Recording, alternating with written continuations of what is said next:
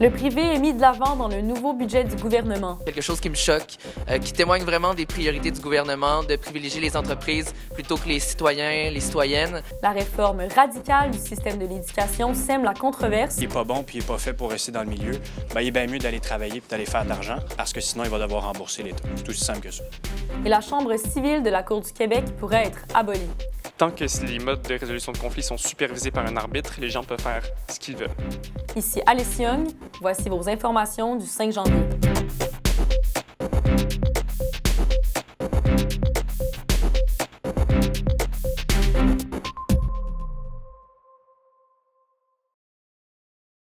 Le gouvernement rouge sabre plusieurs dépenses publiques dans son récent budget. Une nouvelle ère économique est à prévoir. La journaliste Alison Caron-Pelletier a les détails. Effectivement, Alice, le ministre chancelier de l'Échiquier, Alexandre Cadotte, a annoncé aujourd'hui que le budget de son gouvernement mise sur le développement de l'agriculture et des régions, tout en favorisant les entreprises privées. Les nouvelles mesures budgétaires imposent une coupure en santé de 35 %, ce qui équivaut à 20 milliards de dollars. Cela comprend notamment moins d'argent dans les coffres pour l'éducation sexuelle, le dépistage et la vaccination. Le gouvernement prévoit également une coupure de 45 % en habitation. Les investissements destinés d'abord aux logements et aux hôpitaux seront redirigés vers les infrastructures ferroviaires, routières, maritimes et aériennes, un investissement que le gouvernement qualifie de record. Le ministre Cadotte nous a rapporté des précisions. Ce qu'on peut prévoir, c'est dans le fond une redirection des sommes, oui, des hôpitaux et du logement qu'on veut... on veut impliquer le privé davantage dans ces domaines-là. Puis ensuite, le reste des sommes qu'on veut investir vont dépendre du montant de péage, en fait, des contrats de péage sur les autoroutes, dans les villes, etc. Et dites-moi, Alison, qu'en pense l'opposition officielle? Le député de Berthier, Julien May, a qualifié en Chambre le budget d'incohérent, de rétrograde et d'indigne du peuple québécois. Le Parti bleu critique vivement la proposition d'abolir la taxe sur l'essence apportée par le gouvernement rouge pour compenser la privatisation des infrastructures routières. De plus, une des annonces marquantes qui a suscité le mécontentement du Parti bleu est la proposition de mettre fin à la nationalisation d'Hydro-Québec. Je me suis entretenue avec Julien May pour en discuter.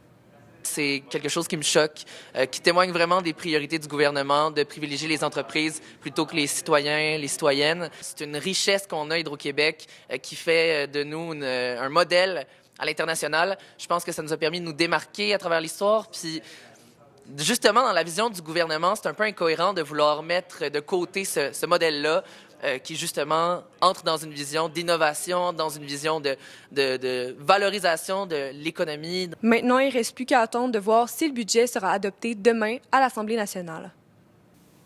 Merci, Alison.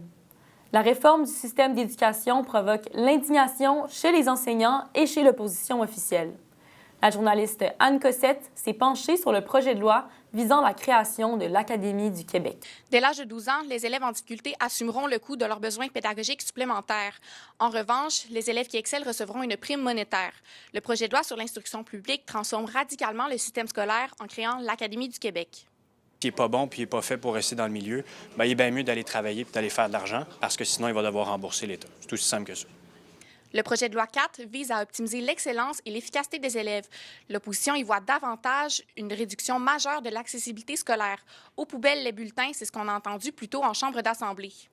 Le régime pédagogique se transforme radicalement pour accueillir la valeur nette.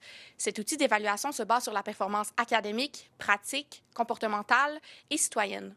Ah, mon Dieu, ça va tellement ajouter une pression nuisible. Je pense que ça va vraiment créer des troubles anxieux pour les élèves qui, comme Clovis, ont des problèmes comme les mathématiques. Le calcul, la façon que ça fonctionne, une sorte de gros calcul qu'ils ont fait avec un coût que les jeunes devront débourser dépendant de leur réussite scolaire.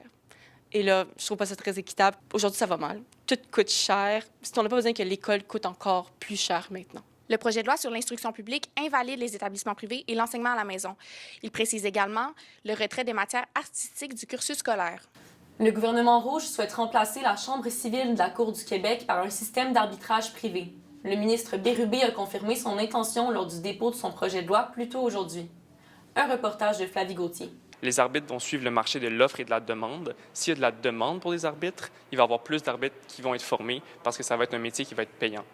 Donc, ça va être quelque chose qui va s'autoréguler. On ne va plus être sujet à des variations au budget de l'État ou choses dans ce genre-là qui, en ce moment, freinent l'administration de la justice et créent des délais beaucoup trop longs. L'Ordre de libération de l'arbitrage, ou l'OLA, est l'ordre qui régira les arbitres. Un registre mis en place regroupant tous les arbitres du Québec.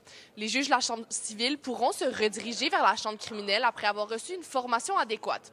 Ils peuvent toutefois décider de quitter et une indemnisation leur sera versée.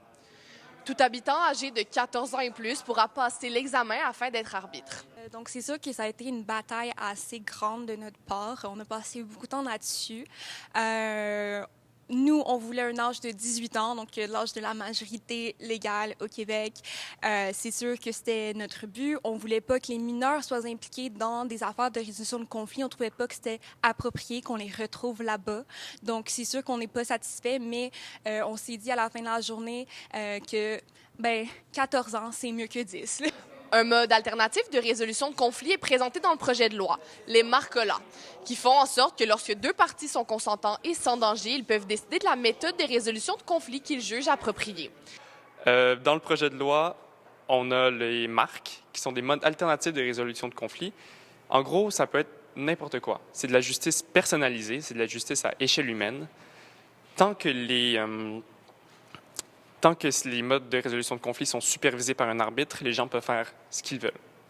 Match de soccer, combat d'épée en bois, à peu près n'importe quoi. Des développements seront donc à suivre dans les prochaines années. Ici Flavie Gauthier pour La Dépêche, à Québec. On continue dans le domaine de la justice. L'opposition officielle accuse le gouvernement d'offrir de la main-d'œuvre à rabais aux entreprises privées. La loi sur la formation et la réinsertion des prisonniers, présentée aujourd'hui, permettra aux détenus d'avoir accès au marché du travail en préparation à leur libération conditionnelle. Les compagnies partenaires au programme pourront bénéficier d'une réduction d'impôts selon le nombre de prisonniers admis. Les détenus les plus rentables à la société auront la priorité. Cependant, l'évaluation de la rentabilité des détenus reste encore indéfinie. J'ai parlé avec une personne sur ma commission qui est sur le terrain, dans la vie réelle. Puis, on m'a mentionné que parfois, les prisonniers sont payés $1 de l'heure pour nettoyer leur aile de prison. Donc, honnêtement, je pense qu'un $7, c'est très généreux. Ici Alice Young, c'est ce qui conclut la dépêche du 5 janvier.